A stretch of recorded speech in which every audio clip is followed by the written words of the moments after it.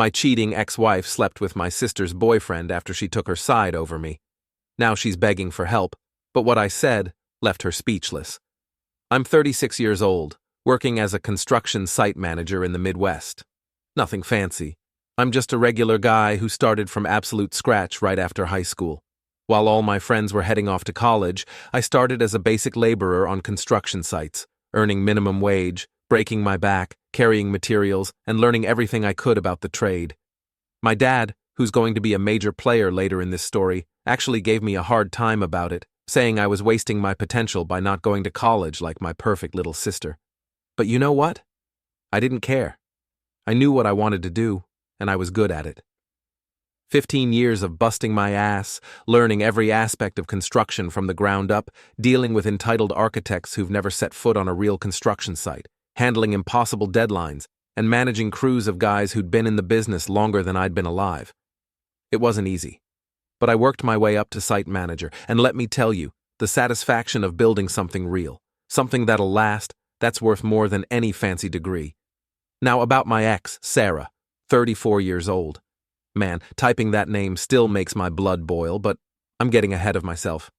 I met her through my sister, Jessica, also 34 years old, back in 2016. See, Jessica was the academic one in our family.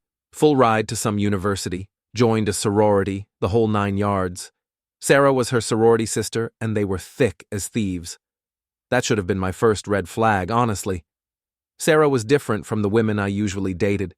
Super educated, came from money, worked in marketing, or as I like to call it now, professional bullshitting. When we first started dating, she'd make these little comments about my job that I stupidly ignored. Stuff like, "Oh, it's so interesting how you've made something of yourself without college," or "It must be so refreshing to do something so hands-on." Looking back, she was always looking down on my career, but I was too blinded by what I thought was love to see it. The funny thing is, my income from that lowly construction job was what bought our house, a beautiful 3-bedroom ranch-style home in a nice neighborhood. Sarah's marketing salary wouldn't have qualified her for a cardboard box under a bridge, but somehow, I was the one who needed to better myself. The irony isn't lost on me now. My parents, oh boy, they never let me forget the difference between me and Jessica. Every family dinner was a highlight reel of Jessica's achievements. Jessica's design won an award. Jessica's starting her own business. Jessica's client list is growing. Meanwhile, I just managed a $2 million project ahead of schedule and under budget. But that wasn't intellectual enough to matter. Those first 4 years with Sarah were good, or at least I thought they were. We dated, moved in together, started planning our future. I was actually proud of how well we complemented each other, me with my practical skills and steady income, her with her corporate connections and social skills. We got married in 2020, right in the middle of COVID. We had to have a small wedding, which pissed off her family to no end. They wanted some huge, fancy affair, but honestly, that was the least of our problems. We talked about having kids, started planning for it even. I was working extra hours, taking on more responsibility at work to prepare for the extra expenses. Sarah seemed happy.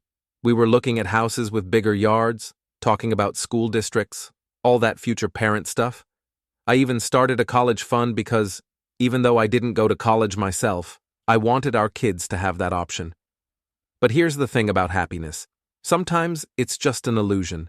Sometimes you're building your whole life around someone, thinking you're both working toward the same goals, when really, they're living a completely different life behind your back. And sometimes, the people you trust most, your family, your own flesh and blood, are the ones who help keep that illusion going. Everything seemed perfect on the surface. We'd been married for 2 years, had this beautiful house, and I was actually thinking about surprising Sarah with this cute little nursery design I'd sketched out. Yeah, construction guys can be creative too. Man, I feel like such an idiot now, thinking about all the time and energy I wasted planning a future with someone who was already checking out. It was a Tuesday when everything went to hell. I remember because I'd just landed this huge contract at work. We're talking a $5 million project that would have set us up for years. I came home early thinking maybe Sarah and I could celebrate. I found her sitting at our kitchen island, the one I'd installed myself, by the way, with this weird look on her face. You know that feeling when you walk into a room and instantly know something's wrong, like the air gets thick and heavy? Yeah, it was like that. She was wearing this blue dress I'd bought her for her birthday, hands wrapped around a coffee mug like it was a life preserver or something. She didn't even look up when I walked in. "We need to talk," she said. 4 words that never mean anything good in the history of relationships. Then came the confession. Turns out my dear wife had been sleeping with Brad from her marketing team for the past 2 months. But oh no, she wasn't telling me this because she felt guilty. She was telling me because she wanted to be honest and work on our marriage. Direct quote, "I think this could make us stronger if we work through it together." Like, what the actual hell? Who cheats on their spouse and then tries to spin it as some kind of couples therapy opportunity? But it gets better. She actually sat there and tried to explain how it just happened, because apparently you can accidentally fall onto someone's dick multiple times, and how Brad understood her in a way I never could. You want to know the real kicker? While she's sitting there confessing, her phone kept lighting up with messages. Guess who they were from? Yeah, Brad. This asshole was actually texting her while she was confessing to cheating with him. The audacity of these people, I swear. I just stood there for a minute, staring at this woman I thought I knew. 6 years together, 2 years of marriage, all those plans we made, and she threw it all away for some dude in a suit who could quote Shakespeare or whatever the hell impressed her so much. "Do you love him?" I asked. Probably shouldn't have, but I needed to hear it. She had the nerve to start crying. "It's complicated," she said. "Brad and I connect on an intellectual level that's different from what you and I have." There it was again, that subtle dig at my intelligence, my education level. Even while confessing to cheating, she couldn't help but remind me that I wasn't good enough for her precious intellectual standards. I didn't yell, didn't throw things. I just walked over to the liquor cabinet, another thing I'd built with my own hands, and said, "I want you out of the house by tomorrow." She started protesting immediately. "This is my house too, you can't just throw me out." Fun fact, yes, I absolutely could. The house was in my name only because her credit was shit when we bought it. All those fancy degrees, and she couldn't even qualify for a mortgage. Ironic, right? "You've got until tomorrow evening," I said. "After that, I'm changing the locks and anything left behind is going to Goodwill." "But where am I supposed to go?" she whined, like she hadn't been sleeping at Brad's place half the time anyway. "Not my problem. Maybe Brad has room for you. You two seem to connect so well, intellectually. I'm sure you can figure it out." She started crying harder then, saying she'd made a mistake, that she'd end things with Brad, that we could go to counseling. But you know what? The moment she mentioned that intellectual connection with him, something in me just died. All those little comments over the years about my job, my education, my simple way of looking at things, it all clicked into place. I spent the next hour packing up her essential stuff into garbage bags while she followed me around, crying and trying to explain. I put everything by the front door, told her she could come back with a police escort to get the rest of her things later. "You're being cruel," she said. "This isn't like you." "You're right," I replied. "The old me would have probably forgiven you, would have blamed himself for not being intellectual enough for you. But that guy's gone. You killed him." I slept in the guest room that night, listening to her sob in our bedroom. The next morning, she was gone. She left her key on the kitchen counter with a long letter about how sorry she was and how she hoped someday I could forgive her. I burned the letter in the backyard grill. The day after Sarah moved out, I decided to tell my family what happened. I figured I should do it in person, be mature about it and all that. Plus, I really needed my family's support. I called my parents and sister, asked if we could all meet for dinner. They agreed, probably thinking I was going to announce a pregnancy or something. We met at this local steakhouse, the kind of place with peanut shells on the floor where you can hear yourself think. I remember ordering a soda, trying to figure out how to drop this bomb, when Jessica just says, "Is this about you and Sarah getting divorced?" Because she already told me everything. I nearly choked on my drink. The way she said it was so casual, like she was commenting on the weather. My parents looked confused. Clearly they hadn't been filled in yet. But Jessica? She already knew, and not just about the divorce. "What exactly did she tell you?" I asked, trying to keep my voice steady.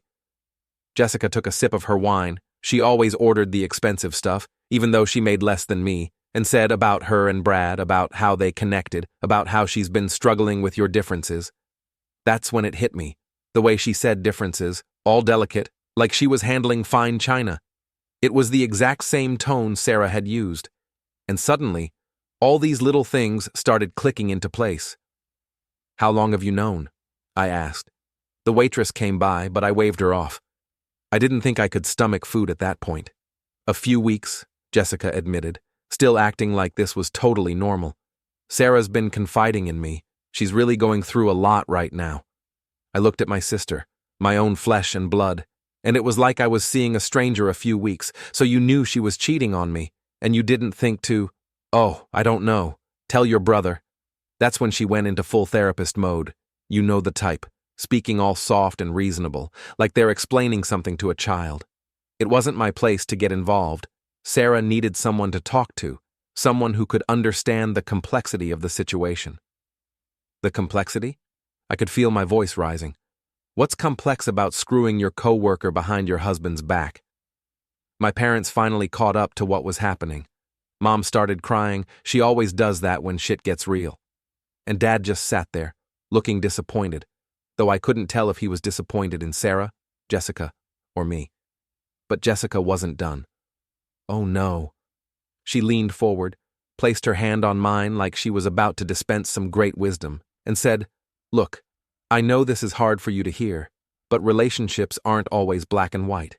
Sarah's been feeling intellectually isolated. You have to admit, you two operate on different wavelengths." I pulled my hand away like her touch burned. "Different wavelengths? Are you kidding me? She cheated on me?" "Yes, and that was wrong," Jessica said in that same condescending tone. "But maybe if you'd been more attuned to her needs, more willing to engage with her on an intellectual level, I'd cut her off." "On an intellectual level? You mean like Brad, the guy she's been screwing behind my back?" "Don't be crude," Jessica said, wrinkling her nose. "This is exactly what I'm talking about. You're reducing a complex emotional situation to something base. That's when I lost it. Not violently, I don't do that, but I stood up, knocking my chair back. Let me make this really simple for you, since apparently I'm too stupid to understand complexity. My wife cheated on me. My sister knew about it and helped her hide it. Those are the facts." "I didn't help her hide it," Jessica protested. "I was trying to help her work through her feelings. She wanted to tell you herself to try to save your marriage." I laughed, actually laughed out loud in the middle of the restaurant. "Save our marriage by screwing another guy? Yeah, that makes perfect sense. If you'd just listen..." Jessica started, but I cut her off again. "No, you listen. You're my sister. My sister. When you found out Sarah was cheating, your first call should have been to me. Not playing therapist to her, not giving her relationship advice, not helping her justify her mistakes. Your brother. The person who used to put Band-Aids on your knees when you fell off your bike. The person who beat up Tommy Wilson in 8th grade for calling you names. Remember that?" Jessica had the decency to look uncomfortable. "That was different. We were kids then." "Yeah, we were," I said. "And apparently you've forgotten what loyalty means since then." I pulled out my wallet, threw some cash on the table. "So here's how this is going to go. You can either cut Sarah out of your life completely, no contact, no friendship, nothing, or you can forget you have a brother. Your choice." "That's not fair," Jessica said, tearing up. "You can't make me choose between my best friend and my brother." "Best friend?" I laughed again. "She's my wife, the woman who promised to be faithful to me, the woman who's been screwing another man while you helped her justify it. And you're calling her your best friend? You're displaying toxic masculinity right now," Jessica said, straight-faced. I kid you not. Those were her exact words. This kind of black and white thinking, this aggressive response, toxic masculinity. Really? That's what you're going with? I looked at my parents, who were just sitting there, letting this happen. "You guys have anything to add?" Mom was still crying. Dad just shook his head and said, "Maybe we should all calm down and discuss this rationally." Rationally, I was done. So done. "Okay, here's rational for you, Jessica. You have a choice to make, Sarah or me. Let me know what you decide." I walked out, left them sitting there in that steakhouse with their fancy wine and their complex emotional situation, drove home to my empty house and started packing up every photo I had of Jessica and me growing up. The next day she texted me, "I love you, but I can't let you dictate who I can be friends with. Sarah needs support right now, and I won't abandon her just because you're unable to process this situation maturely." And that was that. My sister chose my cheating ex-wife over me. But wait, it gets even better. A couple of weeks later, I found out Jessica was the maid of honor at Sarah and Brad's wedding. The wedding they had 2 weeks after our divorce was final. Let me explain what happened next. You know how some people's social media looks like their life is just one big success after another? That was Jessica's Instagram feed for the past few years. Every other day, it was some new post about growing her empire, or elevating her brand, or whatever buzzwords were trending that week. She'd started this graphic design business with 2 college friends, and according to her posts, they were crushing it. At family gatherings, which I still attended because I wasn't going to let them drive me away from my cousins and aunts, I did hear my parents bragging about how successful she was. Jessica just landed another big client, or Jessica's company is expanding. Meanwhile, I just secured a $10 million construction project that would employ 50 people, but that wasn't prestigious enough to mention. But here's the thing about social media. It's all smoke and mirrors. While Jessica was posting about manifesting abundance and sharing photos of her fancy downtown office, rented by the hour for photo shoots, I later found out her business was hemorrhaging money. The first hint that something was wrong came from my cousin Mark. He works at a local bank and had heard through the grapevine that Jessica's business had bounced several checks, but that was just the tip of the iceberg. Turns out, our little girl boss had been running her business like a pyramid scheme. She'd take deposits from new clients to finish work for old clients, always playing catch-up, never actually making a profit. She'd maxed out multiple credit cards trying to keep up appearances, the fancy car in her Instagram posts, leased and 3 months behind on payments, the designer clothes, all bought on credit and mostly returned after being photographed. The house of cards finally collapsed when one of her biggest clients sued them for failing to deliver on a major project. Apparently, they'd taken a $50,000 deposit and produced exactly jack shit. The client got a lawyer involved, and suddenly, all of Jessica's creative accounting came to light. Her business partners bailed, leaving her holding the bag. They'd been smart enough to structure the company so Jessica was the majority owner, meaning she was personally liable for all the debt. Within weeks, she was facing multiple lawsuits and drowning in legal fees. Her beautiful apartment she was always posting about, the one with the perfect natural lighting for a creative soul? Yeah, she got evicted, hadn't paid rent in 6 months. The landlord finally got fed up with her excuses about clients being late with payments and temporary cash flow issues.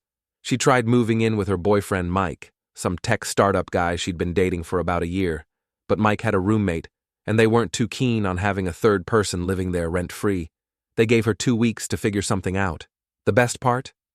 Through all of this, she was still posting on Instagram like everything was fine, pictures of her working in coffee shops because she couldn't afford an office anymore, posts about embracing minimalism because she had to sell most of her stuff, and my personal favorite, a long post about how sometimes the universe forces you to reset and find your authentic path when she had to move out of her apartment. My parents finally told me about all this because they were worried about her. She'd refused to move back in with them, saying she was too independent for that. They'd offered to help her financially, but she turned that down too. Apparently her pride was the only thing she had left, and she was clinging to it like a life raft. They called me, asking if I'd let her stay with me for a while just until she got back on her feet, because I have that big house all to myself, the one I bought with my simple construction job money. I laughed so hard I nearly dropped the phone. "Let me get this straight," I said to them. The sister who sided with my cheating ex-wife, who hasn't spoken to me in 5 years, who's been looking down her nose at my career while yunksing her own business into the ground. You want her to live with me? Mom started with the waterworks, her go-to move when she's not getting her way, saying how family should help family. Dad tried the guilt trip, talking about how we used to be so close as kids. "Yeah, we were close," I said, "right up until she chose to support the woman who cheated on me. Remember that? Because I sure as hell do. Here's the kicker. They actually tried to use that against me, said maybe this was my chance to be the bigger person and show Jessica I was past all that, like I'm supposed to just forget how she betrayed me because she failed at her business. You know what's really ironic? All those times Jessica and Sarah looked down on me for being just a construction worker, making those snide comments about my lack of education. Now I'm the one with a stable career, a paid-off house, and a healthy bank account. Turns out, all that simple hard work paid off better than their fancy degrees and intellectual conversations. After I shut down their first attempt to get me to help Jessica, I thought that would be the end of it. Stupid me. I forgot the cardinal rule of dealing with manipulative parents. They never take no for an answer. It started with daily phone calls. Every single day, like clockwork, they'd call with some new angle. Mom would cry about how Jessica wasn't eating properly, because apparently that was my problem now. Dad would try the stern disappointment approach, talking about family obligations and how I was letting my pride destroy our family. One particular conversation stands out. It was a Tuesday night. I'd just gotten home from overseeing a difficult concrete pour that had gone late, and Mom calls, sobbing. Jessica's lost so much weight she wailed into the phone. She's not sleeping. Don't you care at all? I was exhausted, covered in concrete dust, and completely out of patience. Funny you weren't this concerned about my well-being when I found out my wife was cheating on me and my sister knew about it. That was different, Mom protested. You're stronger than Jessica. You've always been the strong one. And there it was, the real truth slipping out. Jessica was the fragile one who needed protecting, and I was the tough guy who could handle anything. Never mind that I'd gone through a divorce, betrayal, and the loss of my sister all at once. Never mind that I'd cried myself to sleep for weeks after finding out about Sarah's affair. Nope, I was the strong one, so my pain didn't count. Dad got on the phone then, pulling out the big guns. Son, we raised you better than this. After everything we've done for you, I cut him off. Everything you've done for me? Like what? Constantly comparing me to Jessica? Making me feel like shit for choosing construction over college? Please enlighten me about all these wonderful things you've done. We put a roof over your head, he shouted. Fed you, clothed you, supported you. That's called the bare minimum of parenting, I shot back. You don't get a medal for doing what you're legally required to do as parents. The calls kept escalating. They started involving other family members, telling everyone how I was letting Jessica suffer because of an old grudge. Some of my aunts and uncles actually called me to talk sense into me. I had to explain the whole story to them. How Jessica had helped Sarah hide her affair. How she'd chosen Sarah over me. How she'd been the maid of honor at Sarah's wedding to Brad 2 weeks after my divorce. Funny how my parents had left those details out of their version of events. But the real crazy started when the calls and flying monkeys didn't work. One day, came home from work to find them parked in my driveway. They'd driven 2 hours to ambush me at my house. Mom was crying, shocking, I know, and Dad was doing his best authoritarian father impression. They refused to leave until I listened to reason. Jessica's living with us now, Mom said, like this was somehow news that would change my mind. We're retired. We can't afford to support her indefinitely. Sounds like a Jessica problem, I replied, not even getting out of my truck. We need your help, Dad said, financially. You wouldn't even have to see her or talk to her. Just help us cover the expenses until she gets back on her feet. I started laughing. I couldn't help it. Let me get this straight. You want me to give you money to support the sister who betrayed me? The one who makes 6 figures according to her Instagram? The one who's been looking down on my simple job for years? She made a mistake, Mom wailed. She's sorry. Is she? I asked. Because she hasn't called to tell me that, hasn't texted, hasn't shown a single sign of remorse. But now that she needs money, suddenly, I'm supposed to forget everything and play the good brother? They kept pushing, standing in my driveway, refusing to leave. Dad started talking about how they'd failed as parents because I turned out so heartless. Mom went full guilt trip, saying she'd never forgive herself for raising such a selfish son. That's when I'd had enough. I pulled out my phone and called the cops, right there in front of them. Hi, yes, I have 2 people refusing to leave my property. Yes, they're my parents, but they're trespassing. No, I've asked them to leave multiple times. You should have seen their faces. They thought I was bluffing, right up until they heard the police dispatcher on the other end of the line. You wouldn't dare, Dad said, his face turning red. Try me, I replied. Then to the dispatcher. Yes, I'll hold. They finally left, but not before Mom delivered her parting shot. I hope you're happy with yourself. Your sister might end up homeless because of your pride. No, I called after them as they got in their car. She might end up homeless because of her own bad decisions, just like she might end up friendless because she chose my cheating ex-wife over her own brother. So there I was, enjoying my drama-free life with my new girlfriend, when someone starts pounding on my door at 11 o'clock at night. I grab my baseball bat, because after all the harassment I'm not taking chances, and check my security camera. And who do I see standing there, mascara running down her face looking like a complete mess? Jessica. I almost didn't open the door. 5 years of silence, and now she shows up in the night? But something about the way she was crying, this wasn't her usual manipulative tears. This was ugly crying, the kind where you're too broken to care how you look. I opened the door, keeping the bat visible. Hey, better safe than sorry. She took one look at me and just broke. You were right, she sobbed. About everything. About Sarah, about Mom and Dad, about all of it. You were right, and I was so wrong.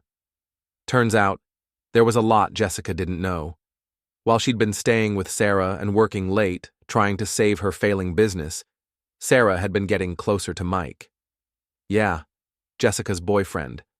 The same Mike who'd kicked her out because his roommate wasn't comfortable with her staying there. Plot twist, there was no roommate. Mike had been sleeping with Sarah for months, and he wanted Jessica gone so Sarah could move in. Jessica found out in the most brutal way possible. She'd come home early from a client meeting that got canceled, hoping to surprise Mike and maybe patch things up. Instead, she walked in on Sarah and Mike in her bed, the bed that Brad had bought for their guest room. But wait, it gets better. When Brad found out about Sarah and Mike, he completely lost it. Turns out, this wasn't the first time Sarah had cheated on him. Remember how Sarah and Brad got together in the first place? Yeah, apparently. Once a cheater, always a cheater. Brad kicked both Sarah and Jessica out, since it was his house from before the marriage. Sarah tried to claim half of everything in the divorce, but Brad had an ironclad prenup. Guess she should have read the fine print before signing it. So now Sarah was living with Mike, Jessica was homeless, and Brad was filing for divorce. Karma really said, let me handle this real quick. Jessica started telling me everything, how Sarah had been manipulating her for years, feeding her lies about our marriage, making me sound like the bad guy, how our parents had enabled everything because they were so invested in the image of their intellectual daughter and her sophisticated friend. I was so stupid, Jessica kept saying. I threw away my relationship with my brother for someone who turned out to be exactly what you said she was. I didn't say anything for a while, just let her cry it out. Then I asked the one question I'd been wanting to ask for 5 years. Why did you choose her over me? Jessica wiped her eyes and said something that actually made me laugh, because I was an entitled, pretentious asshole who thought I was better than everyone else, including you. At least she's self-aware now. She told me how she'd been living a lie for years, the successful business, the perfect relationship, the sophisticated lifestyle. It was all smoke and mirrors. Meanwhile, I'd built a real life for myself. No pretense, no fakery, just honest work and actual success. I used to look down on your job, she admitted, but you've built something real. All I built was a house of cards. She asked if she could stay with me, not permanently, just until she could find a job and get back on her feet. She said she'd understand if I said no. I thought about it for a long time. 5 years is a lot of her to get over. But you know what? Seeing her there, completely broken, all her pretensions stripped away. It was like seeing my little sister again, the real one, not the fake, sophisticated version she'd been playing at. Ground rules, I said. First, you get a real job, no more of this girl boss bullshit. Second, you cut all contact with Sarah. Third, you go to therapy to deal with your superiority complex. And fourth, you help me renovate my basement. I've been putting it off for months. She actually laughed through her tears. You're letting me stay? You're my sister, I said. You fucked up. Massively, epically fucked up. But you're still my sister. It's been 2 weeks since then. Jessica's sleeping in my guest room, applying for regular jobs, no more entrepreneurship for now, and actually learning how to do physical work, helping me with the basement renovation. She has paint in her hair most days, and her fancy manicure is ruined, but she seems happier, more real. Yesterday, she got a job as a regular graphic designer at a local marketing firm, an entry-level position. But it's honest work. She cried when she got the offer, said it was the first real achievement she'd had in years. Sarah tried to contact her once, probably looking for a place to stay after things with Mike inevitably go south. Jessica blocked her number. Our parents are still trying to contact us through other family members, but we're both standing firm on the restraining order. Some bridges once burned should stay ashes. As for me, life's pretty good. My construction company is expanding. I've got my sister back, the real version, not the fake one, and I'm finally finishing my basement renovation. Sometimes karma takes her sweet time, but when she delivers big.